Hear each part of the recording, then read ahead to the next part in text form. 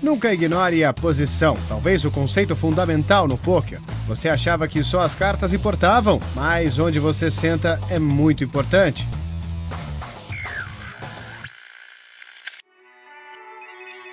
Não existe certo ou errado no pôquer.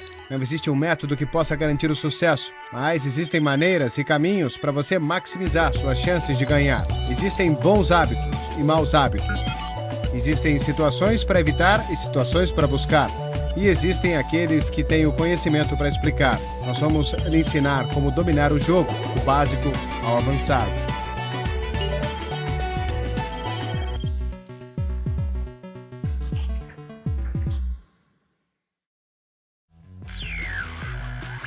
No nosso primeiro programa, analisamos o básico, o beabá do jogo e a ordem da ação.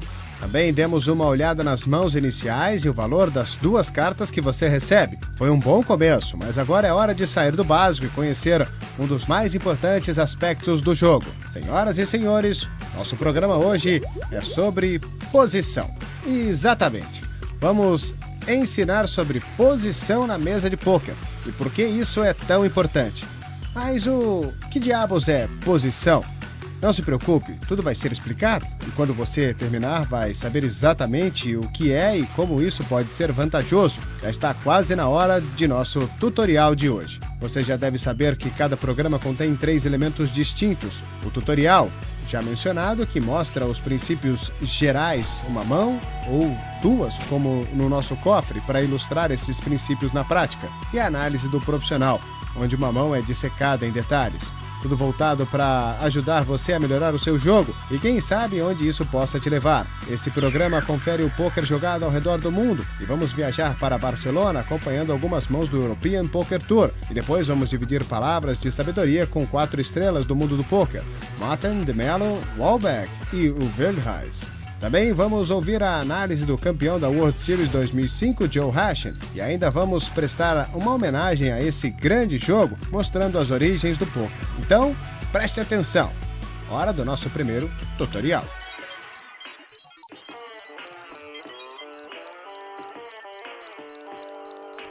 Posição é muito importante na mesa de pôquer, mas o que isso significa exatamente? A posição de um jogador é definida por onde ele está sentado em relação ao botão do dealer. Existem boas e más posições. Simplificando, quanto mais tarde você tiver de agir em uma rodada de apostas, melhor a sua posição. Por quê? Porque você consegue recolher mais informações sobre os oponentes que agiram primeiro. Você pode basear a sua ação na decisão deles, sendo que se tiver de agir primeiro, seus oponentes têm a vantagem de observar sua ação antes de decisões serem tomadas. Aqui estão as posições na mesa de pôquer. Lembre-se, tudo depende de onde está o botão do dealer.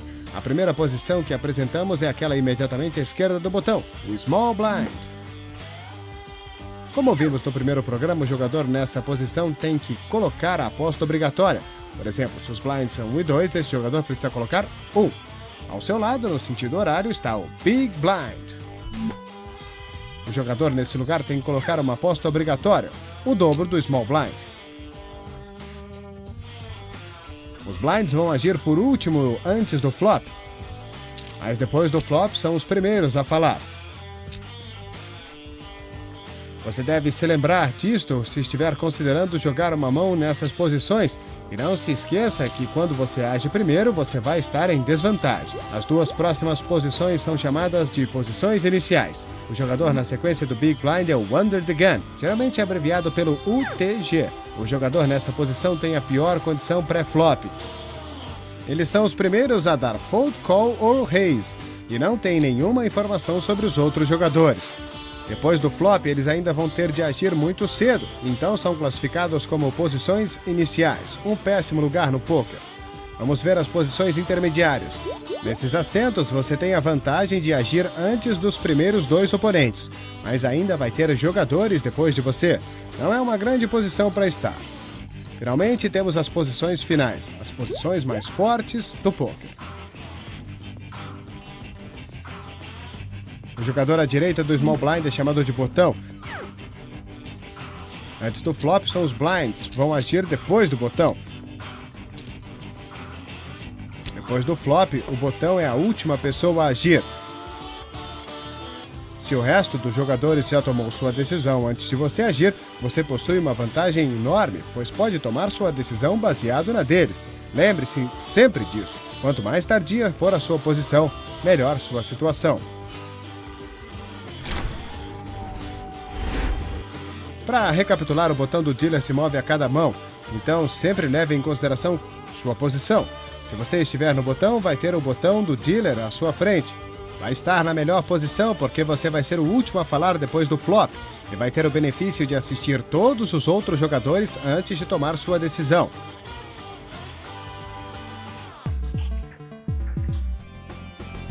Você pode apostar que Peter de Cover prestou atenção na posição quando estava aprendendo o jogo. Ele se formou em 2005 e começou a levar o poker mais seriamente, aperfeiçoando suas habilidades online e se dedicando e se aperfeiçoando, isso em tempo integral a partir de 2007. Em apenas 2 anos, ele chegou ao topo do jogo quando venceu a grande final do European Poker Tour em Monte Carlo, levando 2.300.000 euros.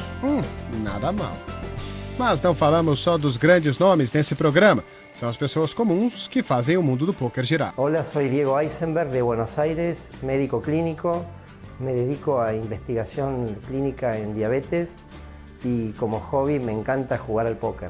Empecé a jugar póker de adolescente, póker de 5 cartas con mis amigos 1 o 2 veces al mes. Y a partir del boom del Texas Hold'em, recuerdo haber visto a Joe Hatchem ganar la Serie Mundial, empecé a leer, a ponerme en foros, empecé con los free rolls, con algunos torneos en vivo aquí en Buenos Aires y bueno, de a poco fui jugando cada vez más. Pronto para algumas estatísticas? Vamos analisar quais posições na mesa ganham mais potes. Nós estudamos 1.400 mãos de pôquer diferentes, online e ao vivo, e aqui estão os resultados. As porcentagens representam a quantidade de vezes que cada posição ganhou uma mão. Podemos ver que a posição que mais ganhou mãos foi o botão, vencendo quase 15% dos potes. A que teve menos sucesso foi a do UTG mais 1. O UTG, posição que age primeiro no início de cada mão, teve um sucesso relativo, com 10,4%. Isso pode parecer surpreendente, mas com o desenvolvimento do jogo nos últimos anos, muitos jogadores começaram a dar raise nessa posição, representando uma mão muito forte. Se dividirmos a mesa em posições iniciais, intermediárias e finais, podemos ver que os assentos com menos sucesso são aqueles nas posições intermediárias. Se você pensar bem, faz sentido. Os jogadores nessas posições não têm que colocar os blinds e não têm nenhuma razão real para jogar as mãos, ao menos se ela for forte o suficiente para ganhar o pote. Os assentos mais dominantes são aqueles nas posições finais. Primeiro porque a posição final são as mais comuns para os jogadores tentarem roubar os blinds, dando raise antes do flop. Mas também porque nessas posições uma variedade maior de mãos vai ser jogada, já que a pessoa tem a vantagem de ver as decisões dos adversários antes de agir. Uma grande porcentagem das mãos também são ganhas nas posições iniciais. As razões para isso também são claras. Como falamos do UTG, se tornou uma posição boa para tentar roubar os blinds. Mas também as posições iniciais incluem o small e o big blind, que geralmente vão disputar pote, pois são os últimos a falar antes do flop. Outra razão, os jogadores do poker não gostam de abrir suas mãos de blinds facilmente. You keep attacking my big blind. Eles vão tentar ganhar a mão, não importa o que as cartas digam. Nossos programas, tudo o que você queria saber sobre poker, estão divididos em 2 níveis. Nível 1, o nível iniciante. Ele conta tudo o que você precisa saber para começar no jogo. Você vai ser um jogador competente ao final desses 6 programas. Aprenda o poder da decisão, a arte do blefe e todo o básico. Assim que aprendemos os fundamentos, vamos ir mais além. O nível 2, o nível avançado, onde você vai aprender a conseguir informação dos oponentes e os detalhes de jogar as mãos independentemente de sua força e potencial. Ele foca nos estilos de jogo, estratégia estratégias e dicas que você vai precisar trabalhar para ter sucesso e como evitar erros que podem custar caro. Até o final da série, nós vamos ter mostrado tudo o que você queria saber sobre pôquer e você vai estar pronto para se tornar um jogador de sucesso. Temos muito pela frente, mas vamos voltar nossa atenção ao poder da posição e dar uma olhada em um bom exemplo disso entrando no nosso cofre. Vamos mostrar uma mão da temporada 3 do European Poker Tour, com um evento de Barcelona que teve 480 jogadores, incluindo Phil Ivey, que sabe bastante do jogo. A ação veio em fold até Ivey e com duas cartas altas conectadas, ele deu raise. Have you done that because you have a hand or it's because you're duty on the button? Steven Pearce no small blind ficou desconfiado do raise no botão e acha que Ivey só subiu a aposta por causa disso e resolve dar call. O flop veio 4, 10 e As. E vemos perfeitamente como a posição de Ivey lhe ajudou. Pearce não tem nada e teve que dar check. Ivey, que também não tem nada, a não ser a sua posição, vê Pearce dar check. Um sinal de fraqueza e decide jogar a mão de maneira forte. Ele aposta, Pearce dá fold, uma jogada em posição simples e efetiva. Na mão seguinte, o botão se move e agora está na frente de Stephen Pearce. Ele é o dealer e tem a melhor posição da mesa. Novamente todos dão fold até a ação chegar ao botão. Ele tem uma mão razoável.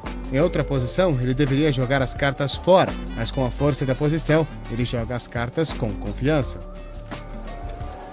I have a hand this time. It's not a button move. I have a hand.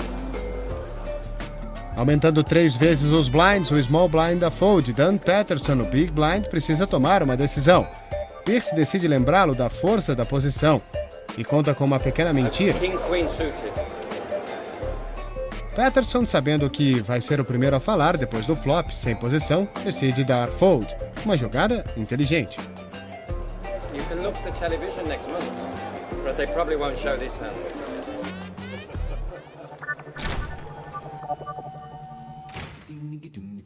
É hora da pausa, mas antes de ir temos uma pergunta. No começo do programa mostramos qual a posição no poker que vence o maior número de mãos. Em nosso estudo de 1.400 mãos, qual das opções teve a melhor porcentagem de vitórias? Foi A, o botão, B, o Big Blind ou C, o TG? A resposta depois do intervalo.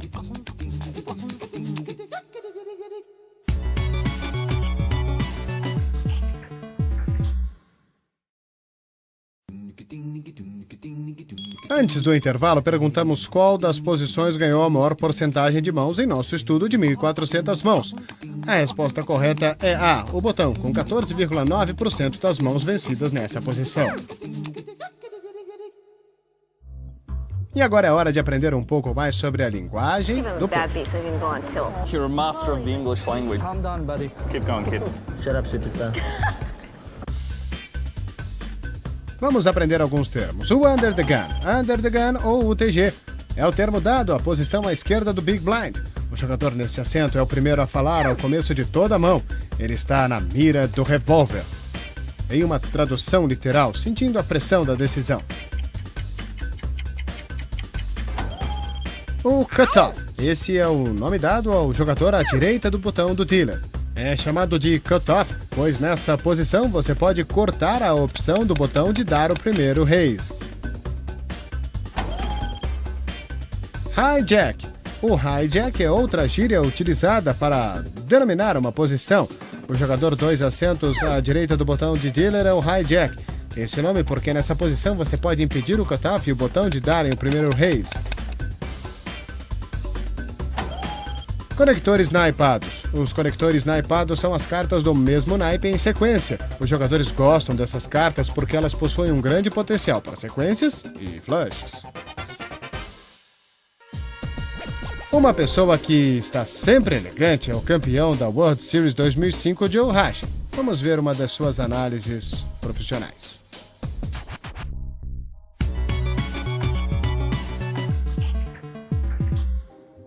Today we're going to talk about the importance of position.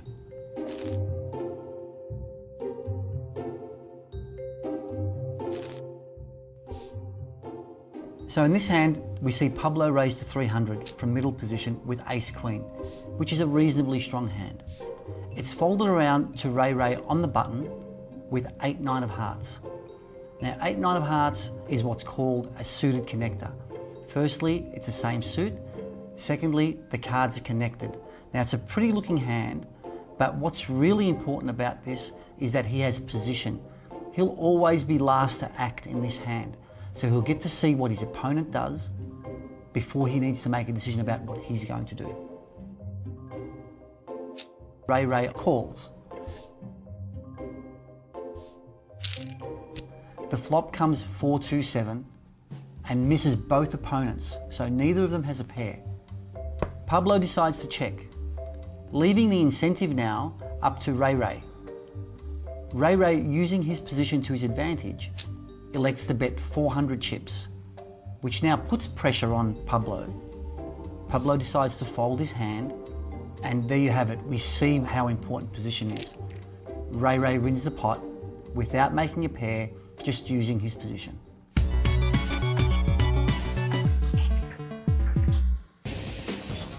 Se você quiser assistir a esse programa novamente ou recapitular episódios anteriores, visite o site everythingpoker.com.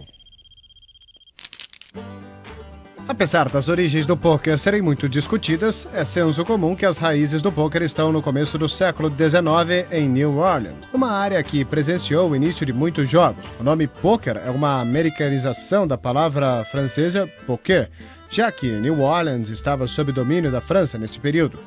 Em sua forma primordial, um baralho de 20 cartas era utilizado para no máximo 4 pessoas, cada um recebendo 5 cartas. Depois das cartas serem distribuídas, existia uma rodada de apostas. Por ser extremamente simples, o pôquer era o jogo perfeito para os espertos, que sabiam o que estavam fazendo. 1820 foi o ano em que o rio Mississippi se tornou uma mina de ouro para os jogadores de pôquer, que ficaram famosos com o Riverboat Dandies. Os barcos que se dirigiam para New Orleans estavam muitos turistas, mercadores e agricultores que eram vítimas dos jogadores de pôquer. Nessa época, para continuar tendo vantagem sobre as pessoas comuns, os jogadores de pôquer mudaram as regras do jogo. Eles primeiro mudaram o baralho para 52 cartas e depois adicionaram a troca para colocar mais dinheiro no pote. O jogo evoluiu durante a Guerra Civil Americana e a introdução de trocas de mais cartas estava dando a opção de mãos enormes com mais frequências. Uma das lendas do jogo foi Wild Bill Hickok, que ficou conhecido como cowboy, mas na verdade era um profissional de pôquer que aprendeu a ter habilidades com armas. 1876 foi o ano que marcou o último jogo de Bill Hickok, que depois de arrasar com John McCall nas mesas, foi morto pelo mesmo com um tiro. Ele tinha 2 ases e 2 oitos, uma mão agora conhecida como mão do homem morto. Com o passar dos anos, diferentes variações do jogo foram criadas, mas a favorita da maioria, o No Limit Texas Hold'em, popularizada por nomes como Doyle Brunson no final dos anos 50 em Las Vegas, agora reconhecida como a capital mundial do pôquer. Uma matéria muito bacana, mas o que é melhor, o método novo ou velho? Só há um jeito de saber com outra matéria. Confúcio uma vez disse, a experiência, acreditem, é uma coisa boa e prazerosa. Mas no pôquer, o jogo mudou muito nos últimos anos. E não estamos falando só da proibição do cigarro. A escola tradicional não é mais uma força dominante no jogo. Agora os jovens vêm se destacando com seu estilo agressivo. The new school is going to be on top of it, if it's not already the case. I mean, they're more aggressive, they know more about odds and a lot of mathematics stuff. I mean, they have like computers in the head. They have no fear, they don't care about money. They like to be the winners and that's it. There's no compromise for them. No fear and the cards speak. They know exactly what they're doing and they're very smart. Tempos atrás, os mais velhos eram ganhadores constantes em torneios. Hoje em dia, quase tudo fica com a nova geração. Se a velha geração quiser vencer, precisa acordar. Some of the old school players are good, some are not so good. I feel like some are maybe like stuck in the past a little bit, and you know the things that worked back then just doesn't work anymore, and they haven't realized that because they used to win all the time. There's a lot of respect for the old school, but the game's been changing a lot, so you have to adapt. If you don't, it's really tough out there. We need to pull our pants up and get with the program. Mas ainda não descarte a velha geração. I would consider myself a hybrid of old school, new school kind of poker. I think I'm in touch with the old school, but I use a lot of the new school tools. No poker você pode ensinar novos truques a todos. Hora da sessão Meu Jogo, onde vemos as pessoas comuns satisfazerem suas vontades no poker. Mis principales logros, gané 2 veces el Sunday Million de PokerStars, el torneo semanal más grande del mundo. He ganado algunos torneos en vivo en circuitos en Buenos Aires, 3 torneos al principio de mi carrera. He jugado 2 veces el Latin American Poker Tour en vivo y online he ganado un weekly de 215. Hasta ahora he ganado más de $400.000 en premios. El póker es mi cable a tierra, me mantiene la mente activa, alerta, despierta, requiere concentración, habilidad, lectura de otros jugadores y creo que va a ser mi antídoto contra el mal de Alzheimer porque pienso seguir jugando al póker hasta los 100 años.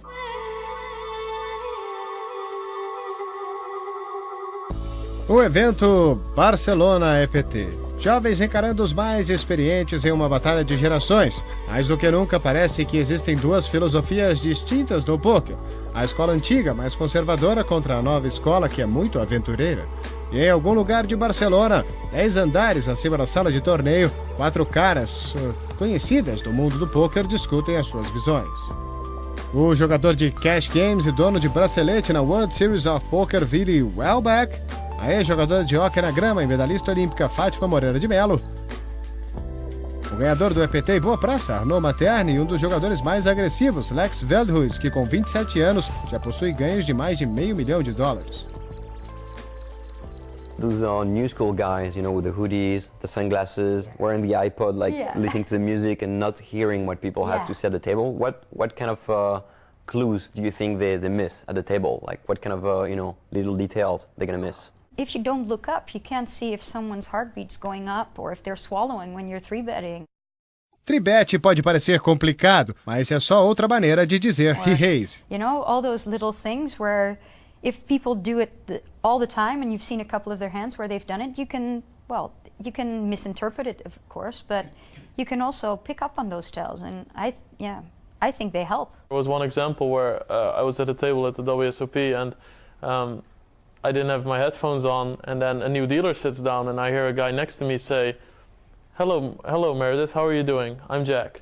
And just from that, he's not a professional player, because professional players always stick to themselves. They see hundreds of dealers come and go. They don't say hi anymore. So that guy introduced himself and he looked kind of like a pro. So then I knew he was a recreational player, and then later he re-raised me in a certain situation where I would think somebody could be bluffing, but I know he doesn't because he's a recreational player. The problem for me in live games is that the amount of hands you get is so small that I usually lose my patience at some point. And this is something that I think none of the old school players really do, because basically they played live poker for so many years. They are accustomed to just sit there for hours and keep their concentration. What do you think would be the best approach for a beginner to try to learn about the game of poker and become good? Like the new school or the old school? I think definitely the new school, because you have to gather a lot of information in the shortest time that you can, and then after that you have to learn how to use that information when you're actually playing. So I think starting with new school and then mixing in old school later is a very good combination. Saiba o que teremos no próximo bloco. Vamos focados na posição, mas dessa vez vamos mais fundo, aprendendo como a posição pode lhe ajudar a ganhar potes que você não venceria. Teremos mais análises do campeão da World Series, Joe Hashing, e vamos para Londres acompanhar mãos do European Poker Tour. Finalmente voltamos a Barcelona, onde vamos ouvir mais informações preciosas das mentes mais brilhantes do poker.